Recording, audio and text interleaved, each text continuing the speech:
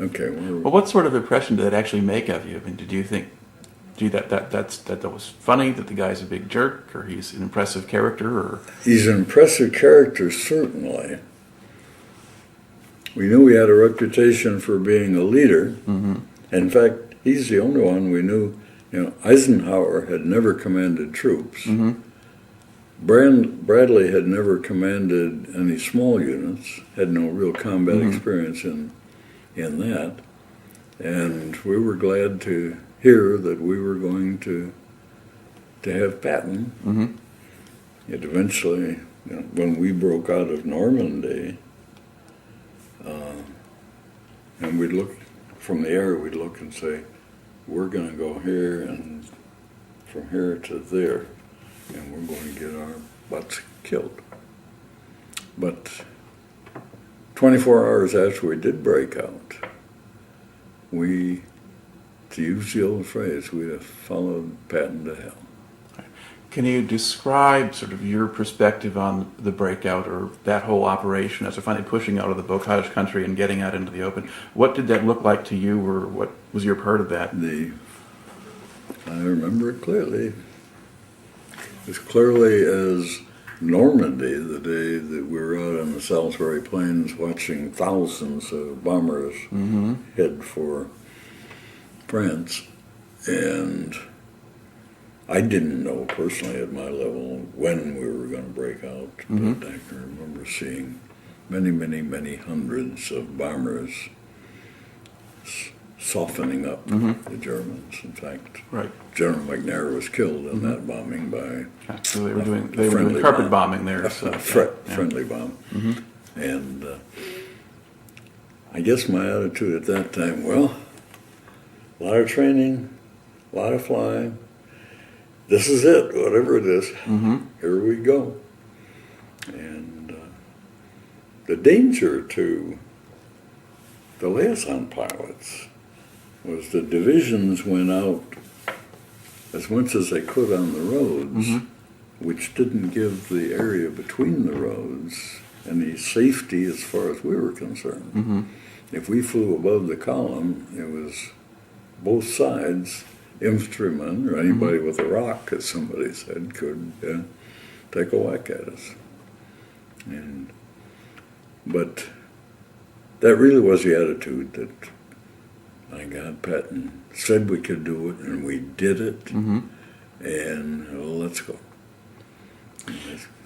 Now, were you doing spotting work when the breakout attack began? I mean, were you actually helping at that point? All right. No, there was none of us were in the air. We were watching those bombers for one thing. Mm-hmm. We knew that there were. I had been in the air that morning, and I could see that the infantry out in front had laid colored panels Mm-hmm. in several areas, which was where the German or the American bombers were to go at least that far. Mm-hmm. And of course, I thought that means we were going to go that day. And then the order came down that all the liaison planes were to be grounded until the division moves. All right. So then when did you get back up again? As soon as the division started moving. Mm-hmm. Because we had to keep up with them, because Right. that was my mama. I had to stay. She had my milk. She had my gasoline. So were you changing airstrips and things like that Oh, yeah. pretty frequently? I remember one where we used 5 different strips in a day, Mm-hmm. but the average was about 2. Mm-hmm. And part of our chief mechanic's task was to look at fields while we were out, Mm-hmm. and to use, that we could use that night, because the airfields we used at night were withdrawn from the front. Right. We didn't want to be right up in the front. One time we did, and we got some artillery shells coming in. We decided that wasn't very pleasant. In fact, they were probably armor piercing. and all we really heard was thump, thump, and they buried themselves. I remember hollering, "Get your vehicle out of here," and hollered to the other pilot, "Get in the air." And my mechanic said, "You want me to crank you?" And I said, "You get your ass out of here," and that's what I'm going to do. But that was the only time we ever had any fire at the airfield themselves. It was just strips. Sometimes we used a road. Now, during this sort of breakout period there, where the division was moving relatively quickly in northern France, did the divisional artillery have much to do, or were you just mostly moving from place to place and just trying to... The divisional artillery was shooting from side to side if they saw anything. When you say division artillery, that to me means the division artillery headquarters, which have no... Well, I was just saying, well, divisional as with an adjective, as in the battalions attached to the division, including yours. Yeah. And if we saw something, we'd point it out. That was our job at that point. We'd point it out and sometimes even give them an azimuth by flying over them and saying that range 4,000, throwing out there. Okay. Now, the way you were flying, did you have problems with anti-aircraft fire or anything like that? I mean, the Germans shoot at you? A lot of them. First mission I flew, one went off, a mile away. And my first thought was, those bastards are trying to kill me. And the feeling was, I wrote it in my section of the book, that they have no right to try to kill me. I haven't done anything to them yet, so. But later, a artillery shell going off that far away might have gone into consciousness, but nothing. So, I mean, it wouldn't have. But there were plenty of close ones down by Barracks.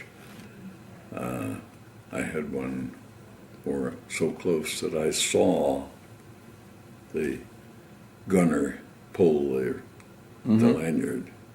Yeah, well, how high were you normally off the ground? Oh, anywhere. We tried to keep around 500, 600. Sometimes we'd be up to 15 if we had to get that high to see. But very rarely. We wore chutes, but I never knew of any liaison pilot that ever used a chute. Because if you're that low to the ground, you might not have time to deploy. Or What we said jokingly was, to hell with a chute, well, I'll ride the biggest piece down. Because... But was it fairly common for observers to get shot down or to take damage on their planes? Yeah, I don't know exactly how many of ours were, but it was high. There were, let's see, there were 2, 4, 6, there were 9 pilots in the whole division. And we lost at least 7 to being shot down and killed, or one man, I remember, my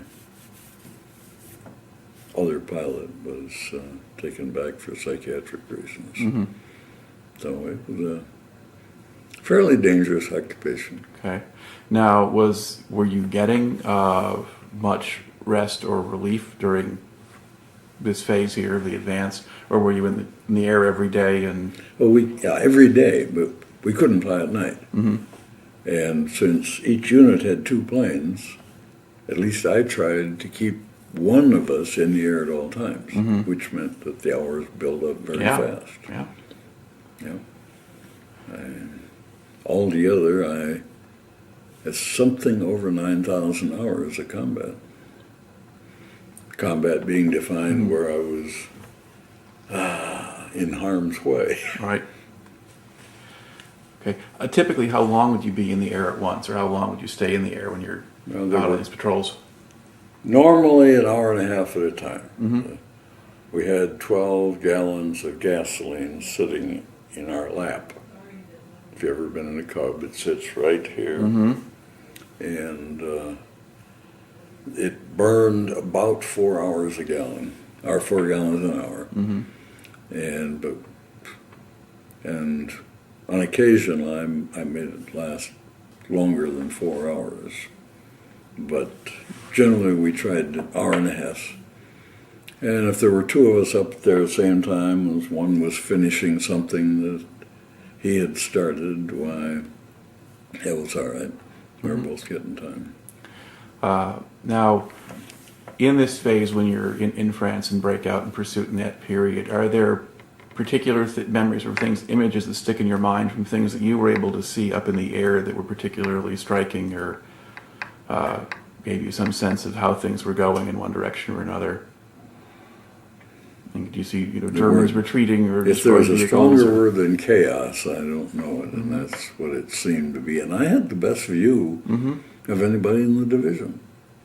It was just, we went from the breakout down to Avranches, and then crossed the Brittany Peninsula, ended up in Val, and saw lots of Germans, killed lots of Germans, and a lot of our people were killed too. And that's when General Wood had the big fight with General Patton. They were classmates at West Point. And Wood wanted to turn left rather than cross the Brittany Peninsula. Right.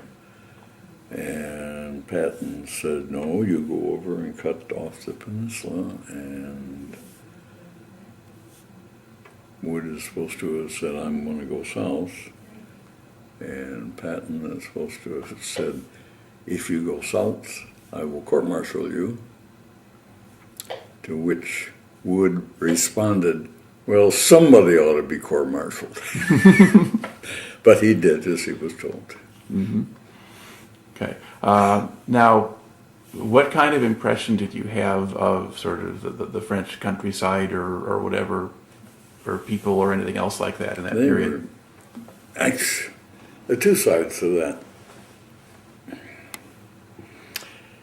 When we got, generally they were just great. They'd come out with a bottle of wine and a bunch of eggs and all that sort of thing to give us. But when we were down at Vannes, I landed at the Strip late one afternoon. It was still daylight, and some members of the FFI, the Free French of the Interior, several of them came. Each of them had a bottle of wine. They gave it to me, and then they took me by the arm and sort of marched me, maybe a quarter of a mile away to a church. And they had captured some sympathizers, and they executed them. And I remember that, and remember I was just barely 21 years old. My moral virginity was lost that day to see them. They lined them up one at a time to shoot them, as a matter of fact, which was totally unnecessary. And they used some tracer bullets, which would go through the person, hit the wall behind of the church, and then fall to the ground, still burning. And that's the first time I vomited in France, after I got away from the FFIs. So why do you think they brought you along there in the first place? Well, I wanted to share with me the great things that they were doing. Because the FFI did a great deal of help of the invasion of France. This business in the movies of waiting for certain codes, that was essentially true. Yeah. I talked to a number of Frenchmen who were in the underground, and they did. They cut roads, railroads, telephone wires, Right. did all kinds of things.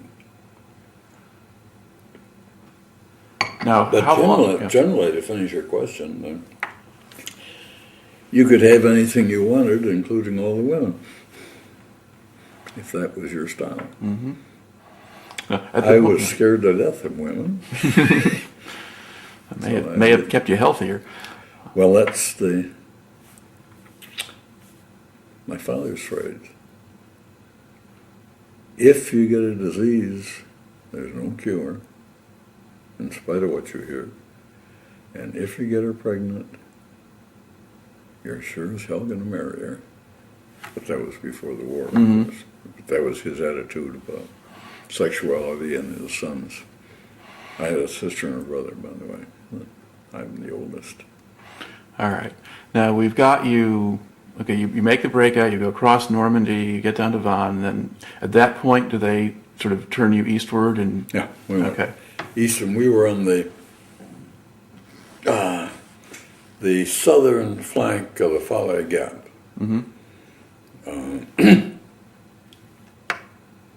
Which was a great thing and a catastrophe too, because if it had been handled right, probably would have shortened the war considerably.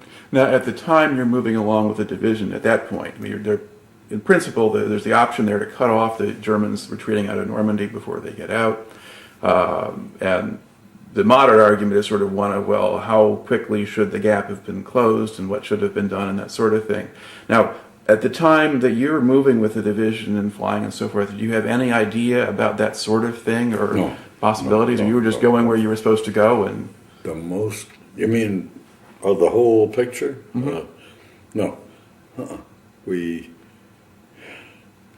pilots knew, and the chief of staff and his people, division commander knew where the division was, but very rarely, well, we might know that elements of the 10th Corps were on our left or something like that, but generally that was Falaise Gap. I was told to fly north to see what was on our flank. And so I went slowly out. Didn't see a thing, And finally I saw some smoke. And I went there very carefully and saw eventually that it was the United States Quartermaster Truck Company who was giving showers to GIs. So the gap was past us at that time. Then we went racing across Germany. across France, anyway. Across France and into Germany. A lot of it is, I don't know if you ever read the Saturday Evening Post article called Rat Chase to the Rhine. It was from about Bastogne on, when one of our tank battalion commanders was George Abrams. If you know, he ended up as our Army Chief of Staff. Not only that, he predicted he was going to end up as Army Chief of Staff when he was Lieutenant Colonel. I heard him. The first part of that remark was right after the war. I was high point officer, you know, the point system for deciding when people go Right, home. yeah. Okay, I was high point officer for the division. So they had me a little party. And Creighton was there, and he was sitting off in the corner with a bottle of wine, and I finally went up to him and I says, Creighton, what the hell is wrong with you? And as God is my witness, the exact quote, he said, Hi, Bob, I just thought of something. I said, what's that? That was a hell of a lot of fun. Okay. Let's see. Move ourselves back a little bit here. Sure. We've been covering sort of the breakout and the movement across France. Now, eventually, you get into kind of northeastern France, the area around Metz and so forth, and the army pretty well stops, and you run into those fortifications and the Siegfried We Line. enveloped Metz. Yeah. In fact, my son told me that is a classic things I study in one of the Commanding General Staff schools. I don't know what the 4th Armored Division did about Metz. But Metz took an awfully long time to capture. That was not an easy place to... Yeah, we were well beyond that. Right. We went around it and kept on going, and I don't remember what if the divisions took over. It was really a siege kind of thing. Right, yes it was. Yeah. The infantry kind of took over in there. And then basically did you start running into sort of the Siegfried Line fortifications then at that point, German defenses of their own frontier? Never knew where the Siegfried Line was. It showed you on a map where it was, but the next important thing for our division was the Bastogne. Right. Okay, now this tape is just about out, and that gives us a good spot here. Pause it. Sorry to be so talkative. You still have to hold on your shoulder. Yeah, well, this technology is much nicer. Okay, we're back on here again. Now, basically, so was the 4th Armored then, once they kind of get up toward the German frontier area, were you pulled back to rest and refit, or just put on a quiet part of the line, or were they attacking Just somewhere? Just a quiet part of the line more than anything else. Okay. And what was life like there in that period? If you've got a little bit of a lull there where you're not moving every day and you're not really doing a lot of attacking, were you still doing regular flights at that time? Or? Oh yeah, we kept, if division was in an area, we would cooperate with the other air sections to make sure somebody was watching things. But generally, I don't know of any, except when we all ran out of gas. I don't think we were in reserve. And what was it like? It was cold and it was wet, and it was long before Bastogne. All right, and then what kind of barracks or accommodations did you have? Were you in tents or houses or what? We had pyramidal tents, but we almost never used them because there wasn't time to. We all had sleeping bags. We would use abandoned farmhouses and things like that. And but the only time we used the pyramidal tents is when we had to do maintenance on one of the airplanes, and then we would pitch it so it was coming in the door, and we could do that. We could grind valves on one of those overnight and have it running fine. Now, did you ever replace your aircraft, or did you just keep fixing the ones you had? Only when I got shot down. Okay, and did you get shot down? 3. Okay, and when was the first time that happened to you? Let's put them in order here. Well, I can't figure out, and I could do it for you, but as I was coming back to an airfield one day, my mission was over and the other pilot was up, I was attacked by a German airplane. And one of the things we had learned was that once they take a pot shot at you, they didn't come back, because that would alert all the ground fire and all that sort of thing.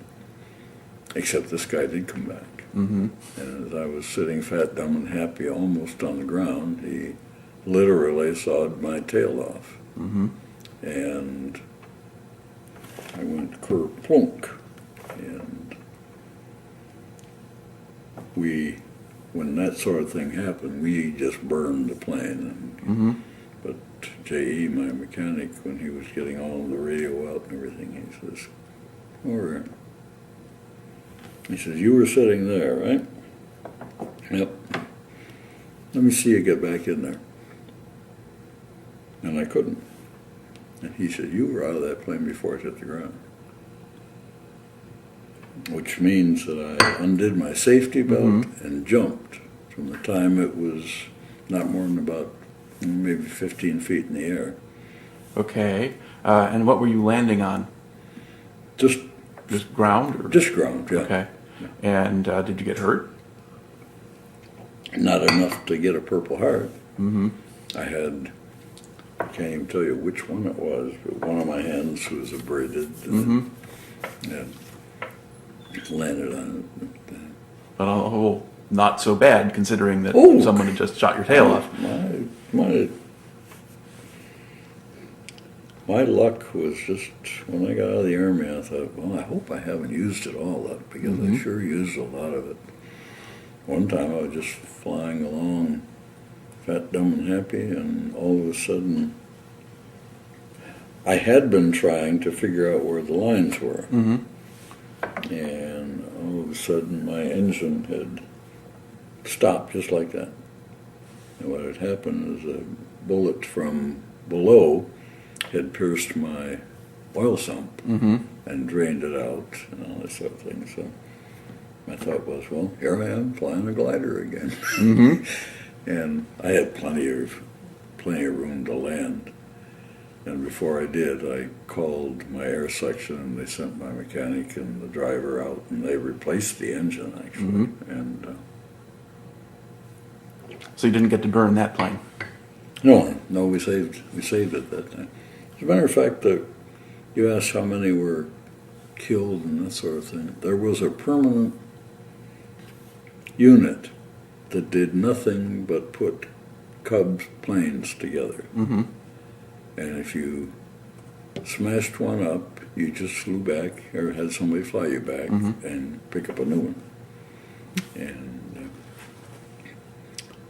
I can't remember. I'm getting a little foggy on what the... Oh, I suppose this wasn't getting shot down, but one time the strut on my plane had been struck by a bullet, and when I landed, the wing collapsed. But I was already on the ground and that. Okay. Now, you have the period there at the kind of late 44 and things aren't happening, and then do you remember hearing about the Battle of the Bulge starting and figuring you were going to get into this pretty quickly, or? Well, you know the general. We were to the south, Third Army, and we got orders. I just happened to be in battalion headquarters. We were in a cozy farm, getting ready to go to bed when the orders came down to be prepared to move out that night, which left me in a awkward position because I couldn't go with them. Right. So, and we knew that there was someplace up in the Ardennes that they needed Third Army. And so I made sure that the plane was full of gas and 2 5-gallon cat in the back seat in case I could had to land someplace and could go on. And then I sat in the field while they all drove on. The first time I saw even a glimmer of the sun coming up, I was in the air because the Germans apparently took a while finding out that the whole Third Army had been withdrawn. And it would, if they'd have had the troops at that time, that would have been a catastrophe for us, because they could have come up and enveloped us. Well, there still were units holding the line. The whole army didn't leave. Not all. But yes, if the Germans had larger 90% reserves, of they could have. But there was, the lines were thinner. But anyway, it was still a pretty big movement and a quick one. And they left some machine guns and some artillery to make noise. And so I followed them up. Finally found them. Took me a whole day. How did you figure out where to land? I flew along. I had figured, in fact, I wrote it out. When I was in school, I was very good at story problems. And that the unit traveled at 10 miles an hour. And at normal cruise, my speed was about 65, 70 miles an hour, and I was going into the wind. So maybe I was making 50 miles an hour to their 10. So I should catch them here. But when I got on the radio and started giving my call signs, no one answers, no one answers. And finally I had to get gas and had some of my own, but I saw a bunch of L4s on the field down there, and I landed and had them gas me, so I still have some gas. And finally an MP came along and said, "What's your unit?" I told him, and he says, "I think they're so-and-so." And when I flew to that spot, I got a response on never occurred to me till just now, but there was no other plane with me. My partner had been shot down just before that, so I was the only one with the battalion.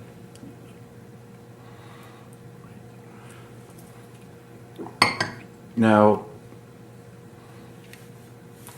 what were you able to see kind of as you're heading up toward Bastogne and then moving forward? Did you have much of a sense of it? Was there sort of snow on the ground that made it easier to see units and things like that? Or? Yeah, it was. You can see units, and you get a sense of whether that's a German vehicle or not. You may not be able to see the star or the swastika on it or the Black Cross, but you got a pretty good idea just looking at those. The shape of the turret or things like that. Yeah. Oh yeah, if you couldn't, being in an armored division, if you couldn't pick out all the various tanks, you were in real trouble. Right.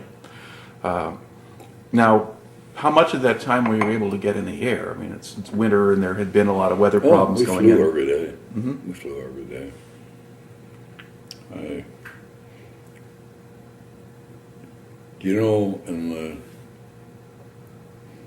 Just south of Bastogne, a few miles, a little town of Assenois. Okay. I was told to register each of our battalions and one 8-inch howitzer on that city.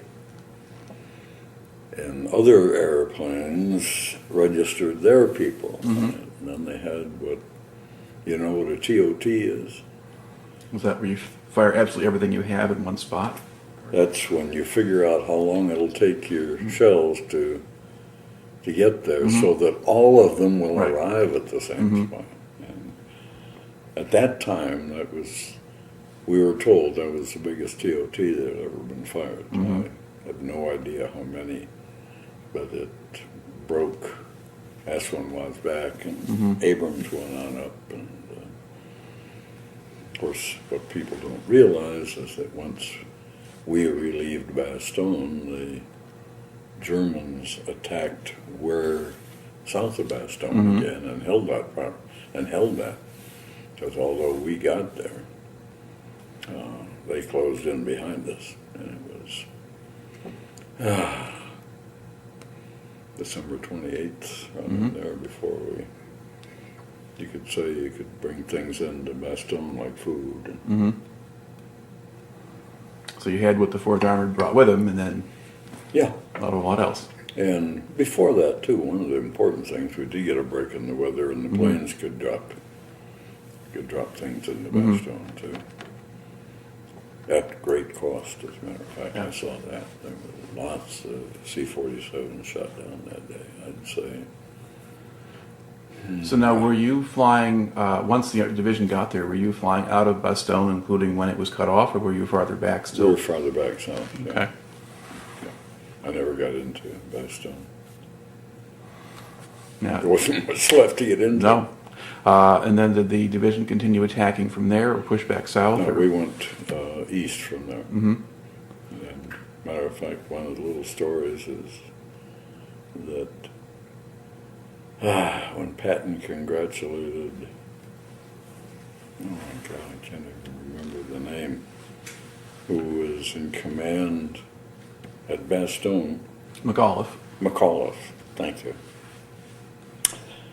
And so Patton's staff said something about, you must have taken tremendous casualties, and McAuliffe said, "I'm ready to fight.